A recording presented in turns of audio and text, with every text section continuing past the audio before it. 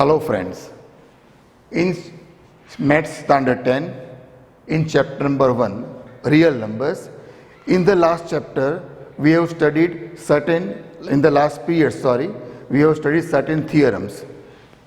First of all, theorem 1.1, what it was? It was Euclid's lemma, if you remember. Then we studied theorem 1.2, and that was fundamental theorem of arithmetic. 1.3, that theorem was if P is a prime number and if P is a factor of A square, then P is also a factor of A, where A is some integer. And theorem 1.4 we studied, in which we studied that root 2, or we proved that root 2 is an irrational number. So these four theorems we have seen in the previous periods. Now we continue for this period. I write certain decimal fractions here. Suppose it is 0.375. Okay. Now first of all check, it is decimal fraction, and after 3 places of decimals it is completing, it is stopping, it is terminating. Okay. That kind of decimal fraction we have taken. Now I want to convert it decimal fraction into simple fraction. So what is the meaning of this? 375 divided by, after decimal point 1, 2 and 3 places, so it is upon 1000. Okay. Now we factorize it 375. So 375, we go for the prime factorization. So I start with 5. So 5 7s are 35, 2 left, 25, 5 5s are 25. Again I go with 5, then 15 5s are 75. With 5 it is 3, and 3 1s are 3. So prime factorization of 375 is 5 cube into 3 raised to 1. And what about 1000? It is, it is 125 8s are, it is 1000. So 125 is 5 cube and 8 means 2 cube. So 5 cube cancel, 3 1 raised to 1 is 3 and 2 cube is 8. So this is the simple fraction. We have converted this decimal expansion into simple fraction, and this is 3 upon 8. Okay. So we know 3 upon 8 is a rational number. One example. I will come to conclusion later on after taking certain other examples. I take the second one. It is 0.104. It is a decimal expansion. Again you can check, after decimal point, after 3 places it terminates, it stops there. Let us try to convert it into simple fraction. So first of all we factorize 104. I start with 2, 5 2s are 10, 2 2s are 4, again 2, 2 2s are 4, 12 left, so 2, 6 are 12, again 2, it is 13, 13 1s are 13. So 104 means it is 2 cube into 13 raised to 1 divided by, after decimal point 1, 2, 3 places, so it is 1000. And 1000 means we know it is 5 cube into 2 cube.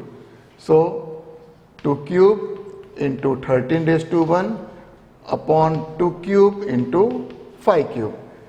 2 cube cancel, so it is 13 upon 5 cube is what? 125. So this is the decimal fraction converted to simple fraction. I take one more and then we come to conclusion. The third I take is 0.0875. Okay. So what is the meaning of this? 875 divided by, after decimal point 1, 2, 3, 4 places, so it is 10,000. Okay. Now let us factorize 875. I start with 25 directly. 25 3s are 75. So how much is left? 12. 75. So it is 125, so 25 5s are 125. Again 5 7s are 35 and 7 1s are 7. So it is ultimately 5 square and 5 raised to 1. So it is 5 cube upon 7. And what is this? 10,000 means it is 2 raised to 4 into 5 raised to 4. Okay? 10 raised to 4 ultimately. 1, 2, 3, 4. So 5 cube and this 5 raised to 4. So 5 is left here. So 7 upon, it is 5. 2 raised to 4 is 16. 16 5s are 80. So this is the simple expression or simple fraction for this decimal expansion. Now we come to conclusion. All these decimals, they are terminating, means ending somewhere.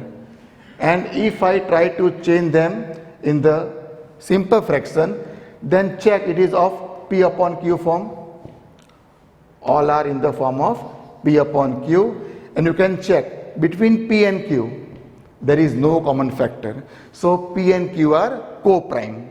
Okay, two things we have seen, that it is converted to P upon Q, P and Q are co-prime, and third thing we try to understand, we take about the denominator only. What is 8? 8 is 2 cube. What is 125? It is 5 cube. What is 80? It is 2 raised to 4. 16 5s are 80. You can check all the denominator, that is prime factorization of Q in the form of P upon Q. We take the prime factorization of Q. It is containing either power of 2 or power of 5 or both. Okay?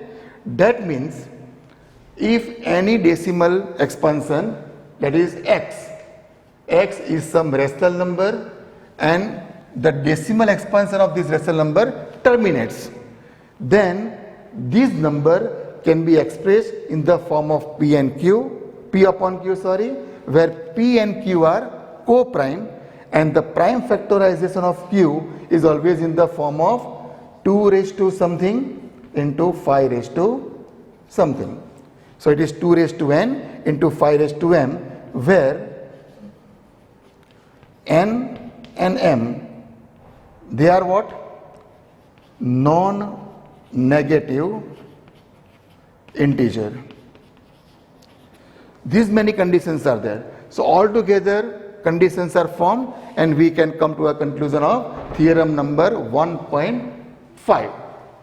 So now we take the statement of theorem 1.5.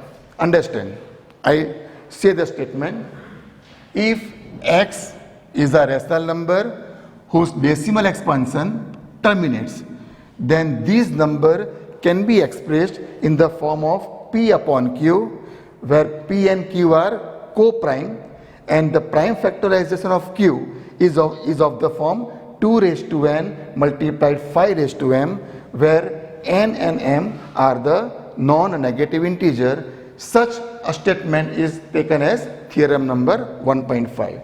Now we will ask the question that here it is 2 raised to 3.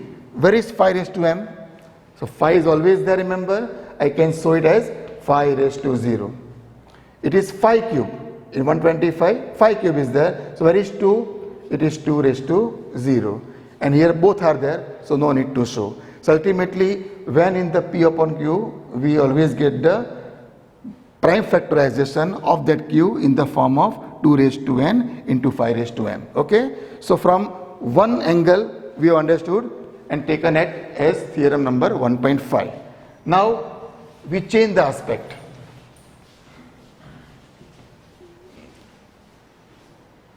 Now suppose I start from the simple fraction 1 upon 8. Simple fraction, I want to convert it to the decimal expansion. So let us check what is decimal expansion of it.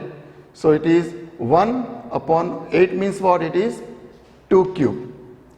So multiplied by what is missing? 5 2s are make it 10.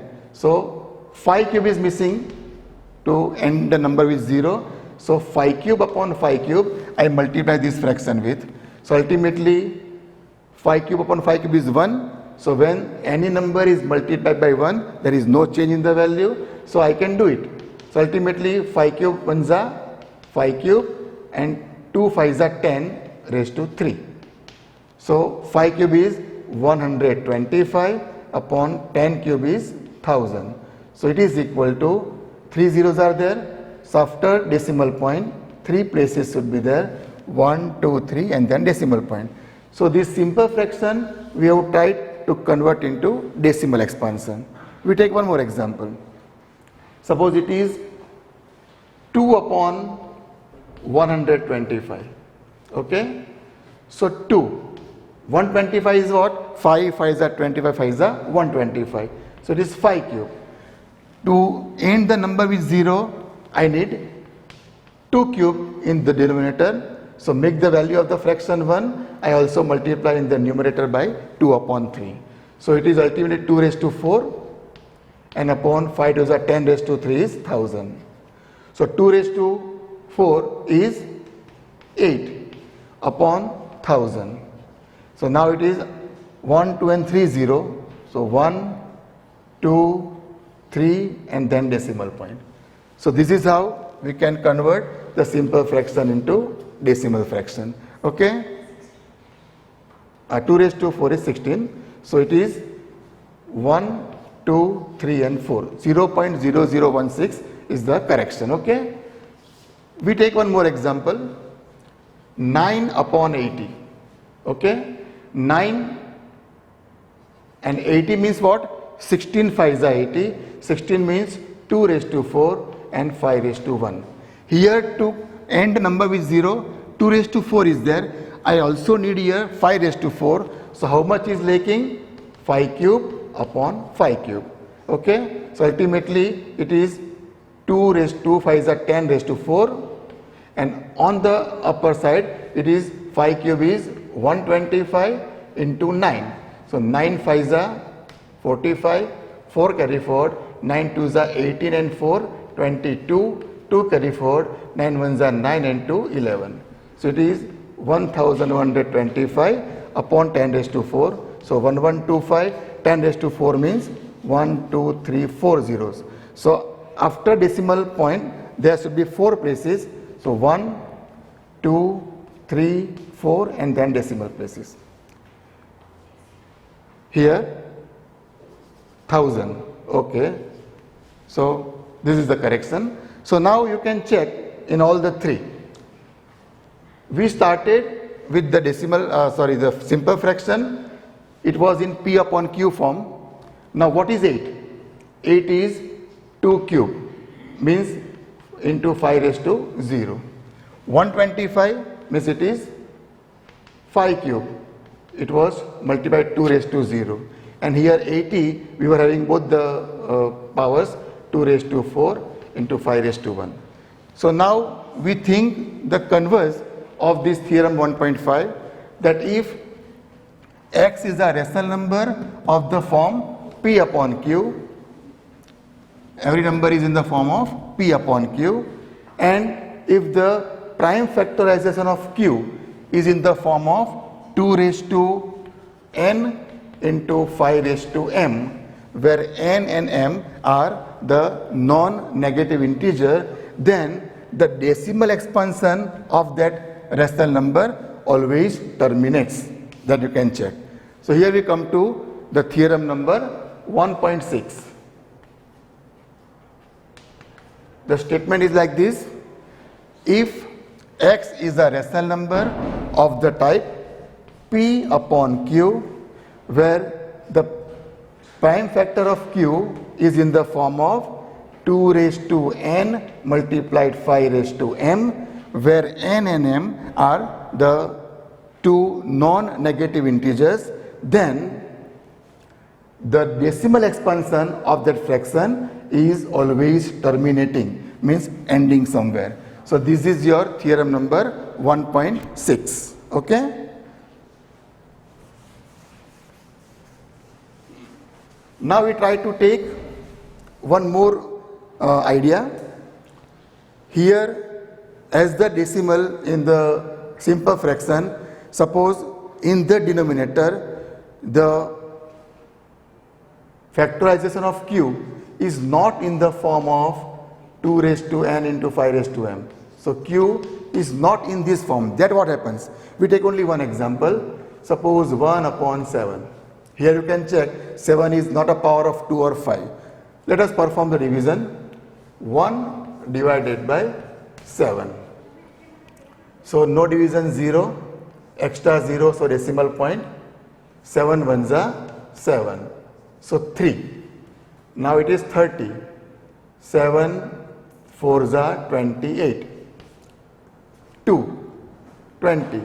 7 2s are 14. 6 left. So now it is 60. So 7 8s are 56. 4 left, 40. 7 5s are 35. 5 left, 50. 7 7s are 49.